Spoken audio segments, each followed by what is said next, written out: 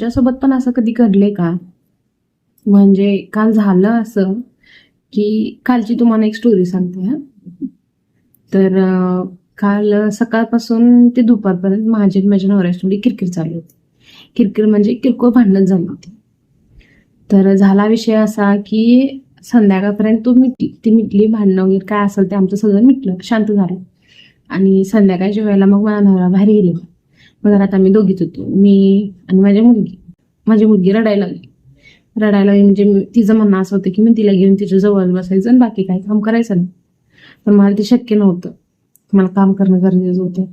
म्हणताना मग मी तिला खेळायला वगैरे व्यस्त करत होते, पण ती काही झाली नाही, ती रडायच लागली.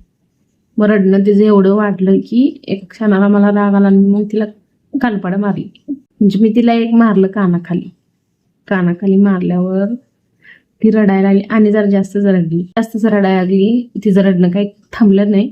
शेवटी मीच माझा राग कंट्रोल केला आणि मग मी तिला जवळ घेऊन काय असेल ते तिला शांत केलं. तर नंतर माझ्या डोक्यात असा विचार आला की राग तर होता दुसऱ्याचा, पण निघाला तिसऱ्यावरच. म्हणजे तुम्हाला तर कळालंच असेल राग कोणाचा होता आणि का होता. असं कित्येक वेळेला होते की नाही. म्हणजे राग असते दुसऱ्याचा आणि आपण काढतोय दुसऱ्या कुठल्या तर राग असं व्यक्तीवर निघतोय बाप. तर तुमच्यासोबत पण असं कधी झाले का? नक्की कमेंट करून सांगा. आणि व्हिडिओ जर आवडला असेल तर लाईक पण करा. आणि परत जर असे व्हिडिओ बघायचे असेल तर माझ्या चॅनलला सबस्क्राईब करून ठेवा.